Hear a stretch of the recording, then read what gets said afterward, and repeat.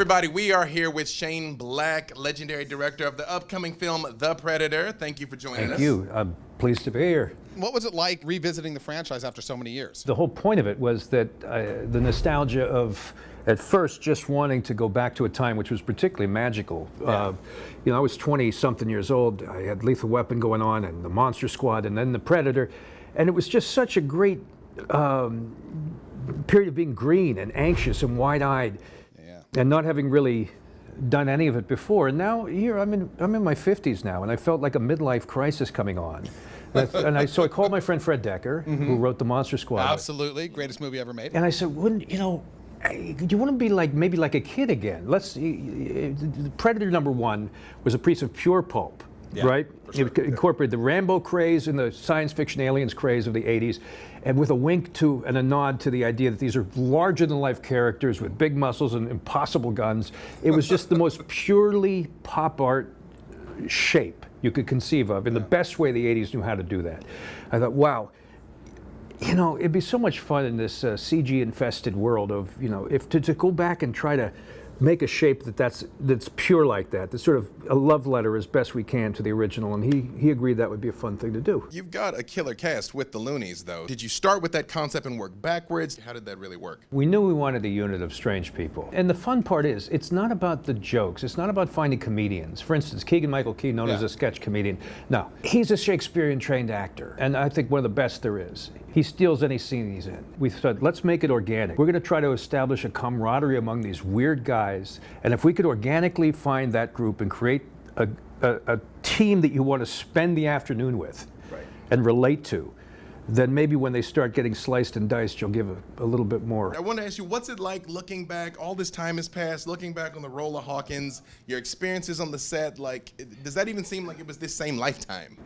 No, like I said, it's this sort of wondrous sort of waking dream that I, stumbled through when I was a kid, and it feels like I wanted to go back to it. I thought it would be a lark. I'd be a kid again. That was a mistake. It's not a lark. And 2.5 years later, it's like raining on me in Vancouver with the CG green screens falling over. It's like, yeah, that was a fun lark.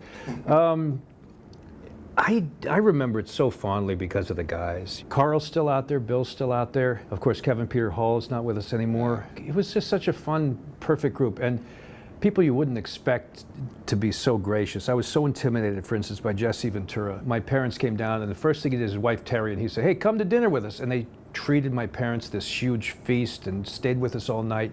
Like, why did he do that? He's a movie star. They were just great people. Do you have amazing stories from shooting in that location versus up in Canada? I have stories about, some of the more iconic lines in the movie, like when he says, Major, there's something in those trees. He was holding back a dump because we all had fucking dysentery. So he's like, Major, there's some of the trees ain't no man. And the cut, he's like, oh, Jesus. But some of the most steely-eyed, tough guy lines were followed by a mad dash for the toilet. I have heard that a lot of Hawkins' iconic lines, which I will not repeat right now, were ad-libbed, that a lot of those you were making up on the spot. Well, I wasn't making them up so much as recounting jokes that he was particularly fond of, that I'd heard, yes. But see, they brought me down there maybe to say, maybe you can rewrite some of the script. Now, I knew for a fact that, there have been efforts to rewrite the script and jazz it up, and none of them seemed to work. And I thought to myself, you know what? It's because they're going to go back to the original script, and the original script is going to be fine, which it was.